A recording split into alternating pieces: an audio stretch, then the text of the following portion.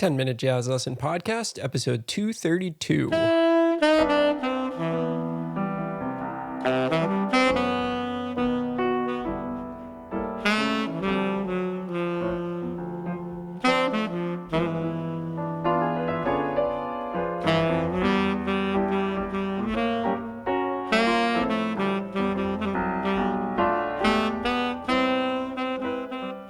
Hey everybody, welcome back into yet another episode of the 10-Minute Jazz Lesson Podcast. This is episode 232, and we are going to be continuing our series on learning tunes and melodies in multiple keys. And I'm really excited. I've really been getting back into this stuff as I'm teaching it to all of you. And it's felt great to go back to some of these standards and just start learning them in all 12 keys. Such a beneficial thing. So I've got to thank you for getting me back into this. It's really, really great and such an important topic that I just think helps your playing so much. So before we jump into the show, a little bit of housekeeping.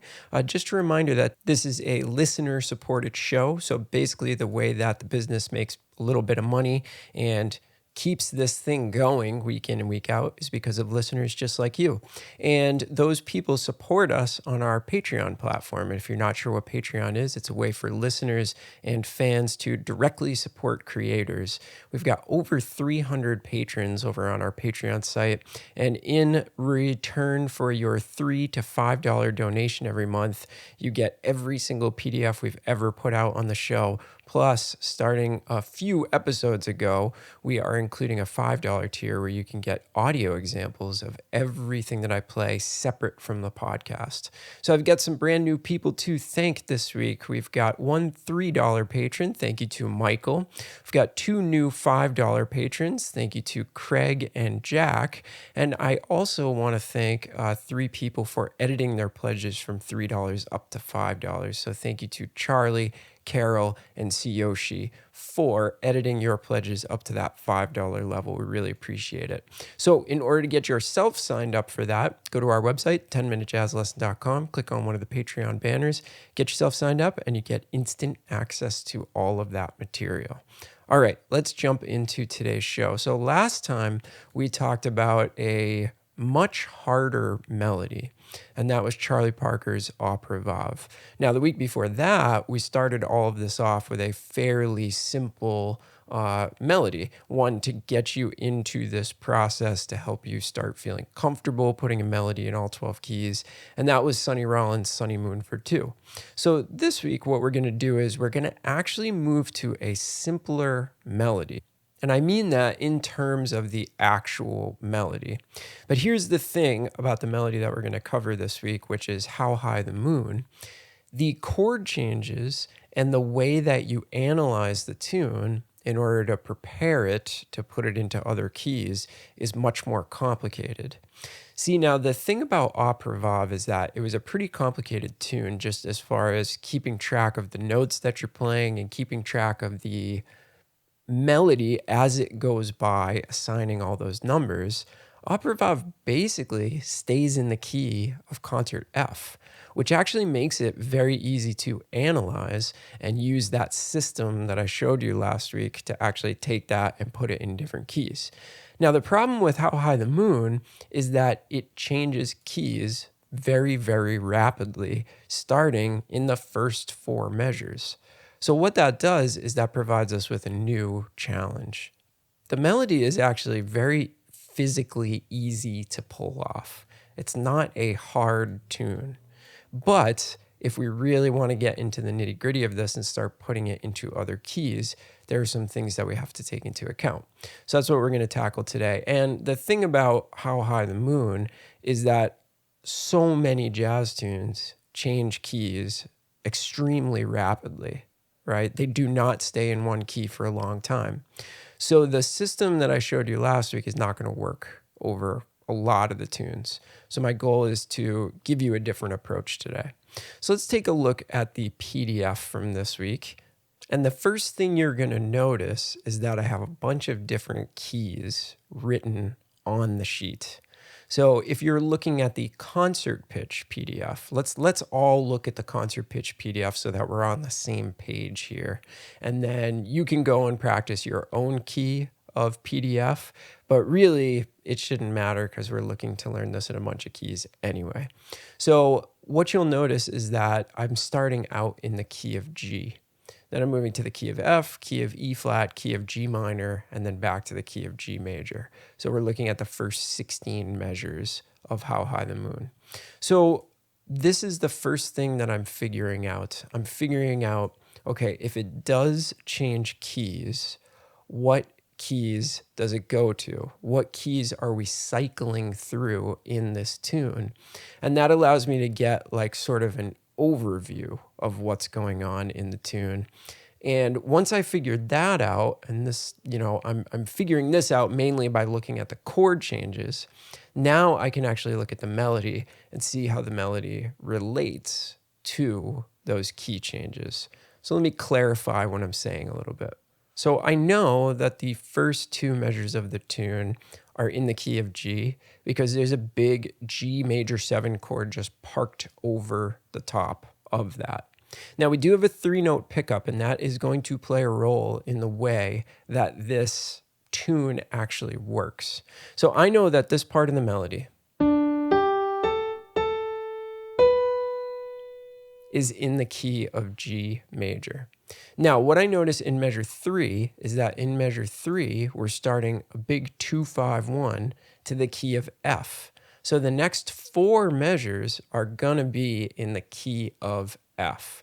But one thing I want you to notice is that when we have this pickup, when it happens the second time in measure 2 of the form, we're gonna consider that in the key of F as well, right? Because it is part of the phrase that comes after it. And you will see that reflected in the way I have the keys sort of mapped out for you.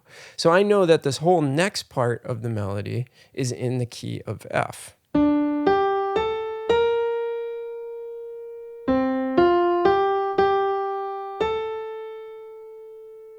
Now what I notice after that is I notice that it's going to the key of E flat. And the reason that I know that is because we get a big 2-5-1 into the key of E flat. So here's the next part of the melody, the one that I'm thinking about in the key of E flat.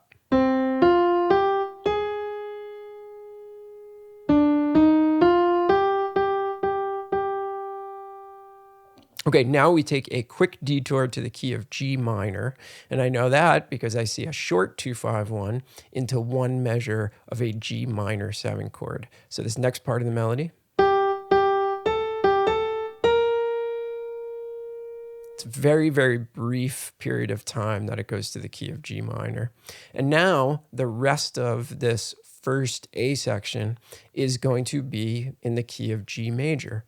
And I know this because I see a variety of 2-5-1s in the key of G major. I see a G major chord. And then at the very end of this section, I see a 3-6-2-5 back to the key of G. So I can be very, very sure that this is all based around the key of G major.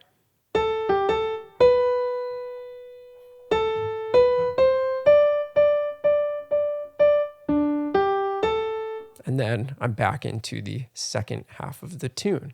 So figuring out these keys, figuring out the lay of the land, how does this help me when I go to actually put this melody into different keys?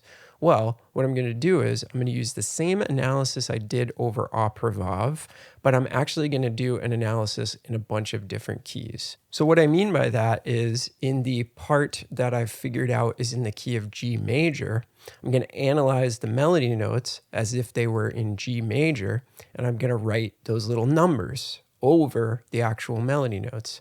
Now, when it changes to the key of F, I'm going to change those melody notes to their respective numbers in the key of F, and so on and so forth throughout all these different little key changes. Now, the thing about this is that there actually are, you could argue that there are a number of other keys in this. Like you could actually argue that in measure 3 of the form, it actually goes to G minor for one measure. But what I'm trying to do is I'm trying not to make it insanely hard and make it so that I have to keep track of like a key change every measure. What I'm really looking for is I'm looking for broad strokes key changes, really obvious key changes. And I think that's what I've done here. So over the first 16 bars, the broad strokes of this tune are that we go from the key of G to the key of F to the key of E flat, briefly to the key of G minor, and then back to the key of G major. So that's a lot to think about, but it's not as much to think about as if we went through it with like a super fine-tooth comb and tried to match everything up perfectly to what's going on. We're really just looking to get an overview of this tune, learn it well enough that at the end of the day, after we get it through those initial keys, the really, really tough parts, then we can just do it by ear, right? So we're just trying to break down the tune, make it a little bit easier to study, and therefore know the structure enough that we can put it into a different key. So you should, on your PDF, I've done half of the analysis for you. I've figured out what keys we're going into. Now you might want to write in some of those numbers over the melody notes. That would be sort of your homework. Take that same system we used last week, but now match it up to these couple of different key changes.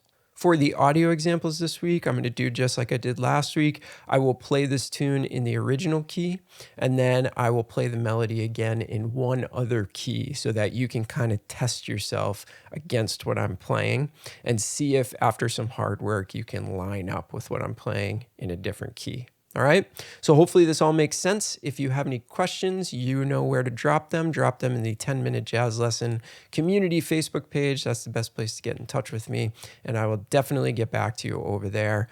Hopefully you're enjoying these episodes. I really think if you start to get into this and overcome your fear of possibly putting stuff into multiple keys, a whole world of playing is going to open up to you. So I'm really excited for all of you to get to work on this. And like I said, I've been really working on this in my own time, and it is just opening up my ears and opening up my playing like crazy. I should have never taken time off from doing this. All right.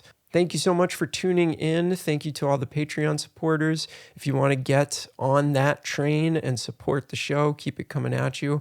Remember, go to 10minutejazzlesson.com, click on one of the Patreon banners, get yourself signed up today. Have a great weekend, everybody. Stay safe and healthy, and we'll talk to you soon. Bye.